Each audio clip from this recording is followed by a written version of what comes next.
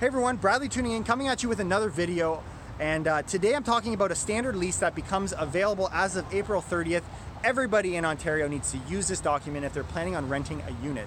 If you don't, you could be charged with $25,000 in fines. If you're a corporation, that's $100,000. So it's a kind of a big deal. But before I jump into some of the surprising things I found, I want to give you guys a chance to try and guess where I'm standing.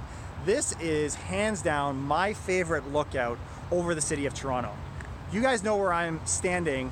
Put it down below. You can see the CN Tower right here. Beautiful view. Leave it in the comments. So what are some of the shocking things? First off, assignments. If you've never heard this word, what this means is if the tenant decides that they want to move out and they want to replace themselves with another tenant, they are legally allowed to do that. And now, as per this document, the landlord is not allowed to restrict them in any way, reasonably restrict them. So you have to cooperate in essence. So we're going to see a lot more assignments starting to take place. As far as rent goes, did you guys know that you can actually have a rent reduction? Should property taxes go down by 2.49%, the landlord is required to reduce rent. And on the flip side, you're actually allowed to charge monthly for certain months where usage is higher. So let's say in the summertime, air conditioning goes up, electricity is up. You can charge more for those specific months as a landlord. For people who have traditionally done things under the table and the income is more word of mouth, no one needs to know about it. Well, now it's going to become more of an issue because you are legally required to provide receipts to your tenant up to 12 months after they leave even the unit. So we got to make sure our books are in order if we're going to go about being a property manager or a landlord. Okay. Now, as far as inclusions, if the tenant is paying electricity, you need to, as a landlord, provide 12 months previous billing and usage of electricity in that unit to give them an idea. So again, another thing a lot of people don't recognize, but you need to be able to give them that information if you're going to expect them to pay electricity on their own.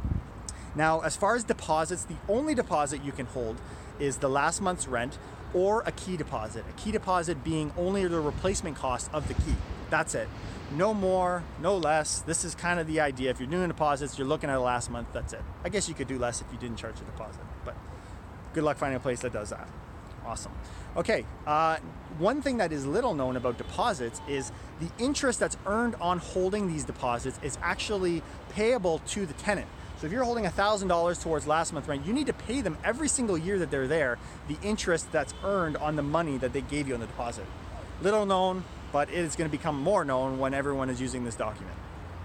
And I also wanted to jump to a few rules that I saw that didn't really have a fit, but definitely apply. First off is pets.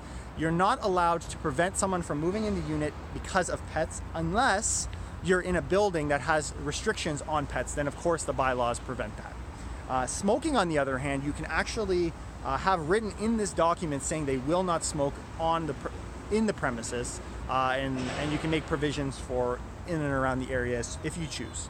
But you cannot withhold rent for any reason as a tenant. This is a warning. A lot of people, hey, they didn't do this for me, so I'm not going to give them.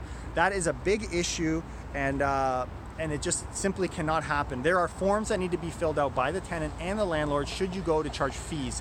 And the exact flip side is the landlord. They're not allowed to charge fees for any reason, whether it's their arrears in rent, whether there's penalties for damage done for pets, or if they were to add occupants, you cannot charge additional amounts. The only way to go about collecting these monies is to file through the landlord-tenant board, and so we want to make sure everything is done correctly. These are some big stuff. Again, April 30th, you're going to start to see a lot more. You're going to start to see the news talking about it, but I want to give you guys some insight now. To stay up to date on the latest tips and tricks in the GTA real estate market, follow us on GTA Real Estate on Facebook or Watson Estates on YouTube. We'll see you guys next week with more tips and tricks. Take care. Keep it real.